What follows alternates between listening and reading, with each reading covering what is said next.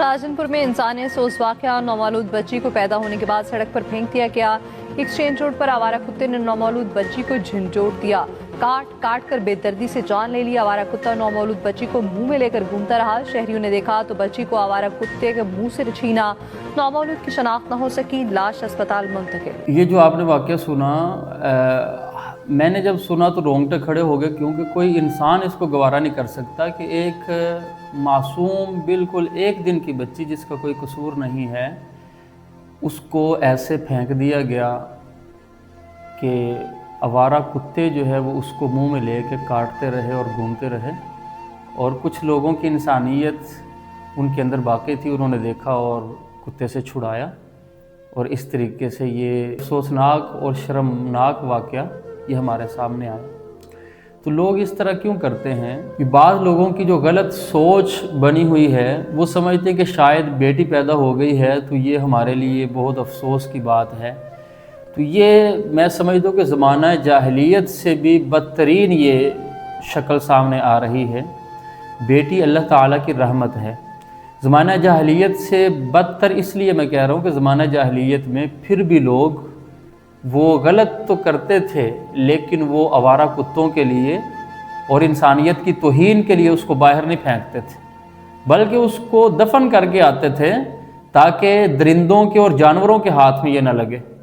तो ये जाहिलियत से भी बदतरीन सूरत बन गई कि उसको आपने उससे जान तो छुड़ाई, लेकिन उसको इंसानियत की तौहीन और तजलील करने के लिए आवारा कुत्तों के सामने उसको फेंक दिया। और आप जिस नबी का नाम लेने वाले हैं, जिस दीन का नाम लेने वाले हैं और जिस मुल्क में रहते हैं जो ला इलाहा इल्लल्लाह की बुनियाद पर बना, उस दीन में और उस नबी की तर्ज ज़िंदगी तो देखें आप। नबी अकरम सल्लल्लाहु अलैहि वसल्लम को अल्लाह ताला ने 4 बेटियां अता फरमाईं। आपके बेटे भी थे जो बचपन में ही फौत हुए, लेकिन बेटियां आपकी जवान हुई, आपने उनकी शादियां की।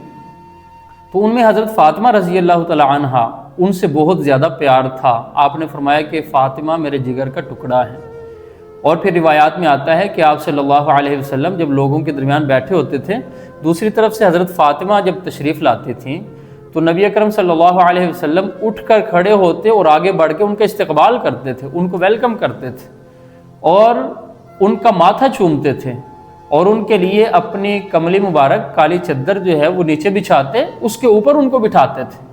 आपने तो इस तरह बेटियों को वेलकम किया है, इस तरह इज्जत दी है, एहतराम दिया है, इस तरह मोहब्बत करके दिखाई है। और फिर आपका ये भी अमल था कि आप जब सफ़र पे जाने लगते थे तो सारे लोगों से मिलते थे, सबसे लास्ट पे एंड पे जिससे मिलते थे वो हज़रत फ़ातिमा होती थी। और जब आप कई दिन के बाद सफ़र से वापस आते तो सबसे पहले जिनको मिलते थे वो हज़रत फ़ातिमा रज़ी अल्लाह अन्हा होती थी। तो मदीना में आपके चाहने वाले भी थे, आपके सहाबा भी थे, आपकी बीवियां भी थीं, लेकिन सबसे पहले जिसको मिलते थे वो हज़रत फ़ातिमा से मिलते थे।